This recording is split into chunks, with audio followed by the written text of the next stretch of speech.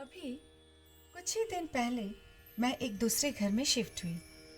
4-5 workers को काम पर लगाए गए थे, घर के भारी भारी सामान और फर्नीचर्स को ले जाने के लिए। इन भारी भारी सामानों को ढोते ढोते उनके शरीर के एक एक कोशिका से पसीने की बूंद बह रही थी।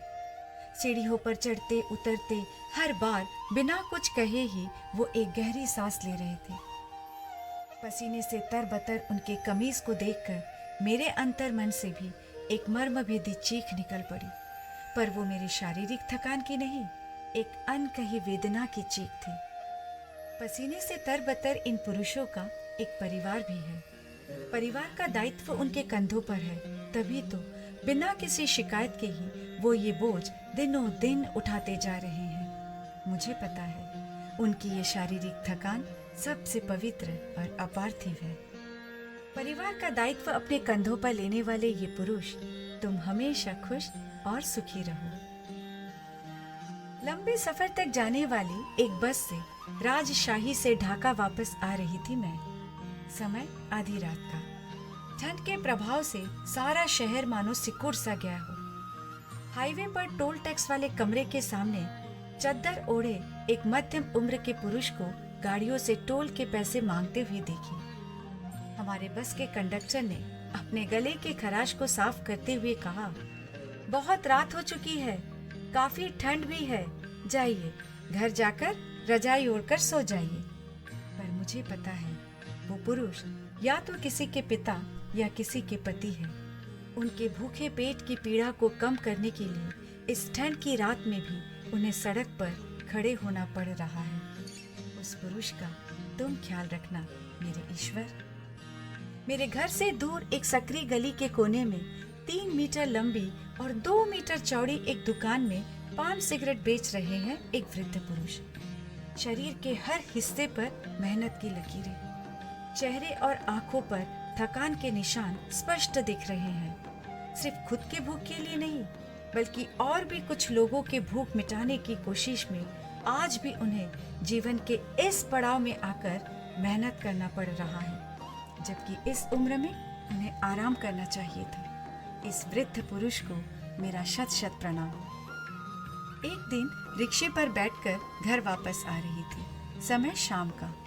रिक्शा चालक के बदन पर फटी हुई कमीज मानो उसके गरीबी का उपहास करते हुए। बातों बातों में पता चला ये गरीब पिता अपने इस सामान्य आय से अपने 3 संतानों की परवरिश कर रहे हैं और उन्हें स्कूल भी भेज रहे हैं। वो नहीं चाहते उनके बच्चे उनकी तरह इस गरीबी को अपने कंधों पर लेकर जिए। वो रिक्शा चलाने वाला पिता स्वस्थ रहे, खुश रहे। एक दिन घर के दरवाजे पर एक अजनबी ने दस्तक दी। दरवाजा खोलते ही देखी असहाय सा चेहरा लिए एक थका हारा पिता हर दरवाजे पर हाथ फैलाए बेटी के दहेज के पैसे जमा कर रहा है। मान सम्मान को किसी झोली में भरकर सर झुकाए जो पिता अपने संतान के लिए इस तरह हाथ फैलाए खड़ा रह सकता है, वो मेरे लिए श्रद्धेय और प्रणम्य है। तुम उसके साथ रहना ईश्वर। औलाद को छोटी सी उम्र में ही पिता के पास छोड़कर एक माँ चली जाती है अपना दूसरा परिवार बसाने। पिता ने दूसरी शादी नहीं की, कहीं उनके औलाद के प्रति कोई अन्याय ना हो। धीरे धीरे वो पिता सीख गया बच्चे की परवरिश करना।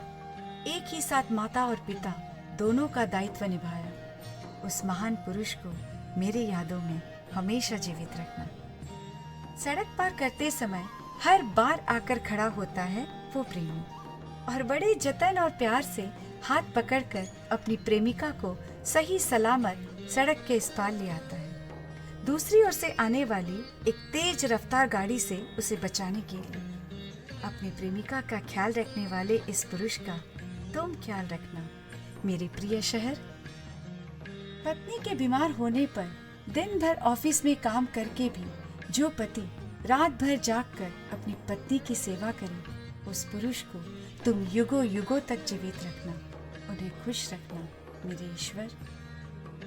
प्रेम और नफरत के इस शहर में वो सारे पुरुष खुश रहे, चमकते रहे अपनी प्रेमिकाओं के काजल में, उनके अल्कोहलिक प्यार में। ये सारे पुरुष स्वस्थ रहे, खुश रहे, अपने माँ के पवित्र प्रेम और अथाह स्नेह में। मेरे श्रद्धा में भी तुम हमेशा रहना मेरे प्रिय पुरुष। Composition Mohana Jahnavi, translation and narration Pratima.